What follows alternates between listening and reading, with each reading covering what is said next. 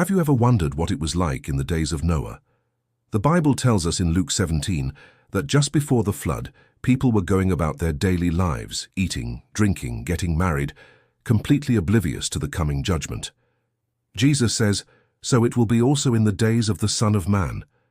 This isn't just an old story, it's a prophetic blueprint for our times. The Bible calls Noah a just man, perfect in his generations. This doesn't mean he was sinless, but that he was blameless and uncorrupted in a world that had gone completely off the rails. He walked with God. He wasn't just a quiet, holy person hiding from the world.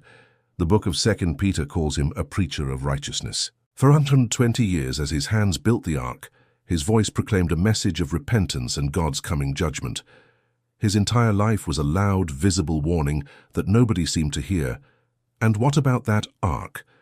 Genesis tells Noah to build it of gopher wood and cover it inside and outside with pitch. That word for pitch in the original Hebrew is the same word used for atonement. The ark was more than a boat. It was a picture of salvation. It was a vessel of mercy sealed with atonement, designed to carry God's chosen people safely through the storm of judgment. Think about this. The ark had only one door, one way in, one way out. Jesus says in John 10, "I am the door.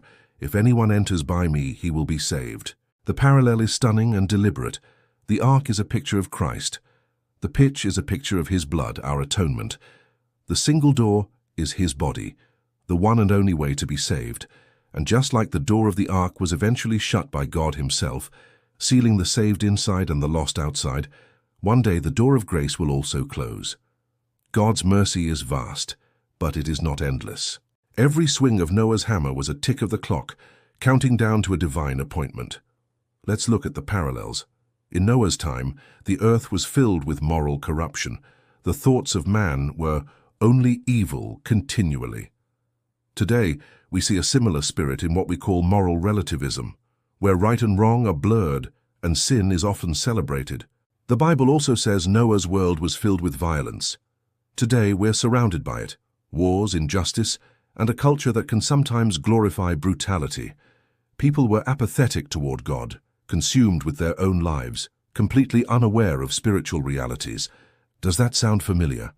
In our age of endless distraction and noise, it's easy to become spiritually indifferent. But here's the most important parallel. Even in that dark time, God provided a way of escape. For Noah, it was a single door on an ark. For us, it is the finished work of Jesus Christ, the one door to salvation. History isn't just repeating itself, it's reaching its fulfillment. The shadows of the past are becoming the reality of our present. We're not just reading the story of Noah, we are living in its prophetic echo. We are called to be like Noah, builders, preachers, and watchmen. We aren't building a wooden ark, but we are called to prepare our hearts and help others prepare theirs. We're not meant to sound an alarm of fear, but to share a message of hope and redemption. Hebrews 10 says, "For yet a little while, and he who is coming will come and will not tarry."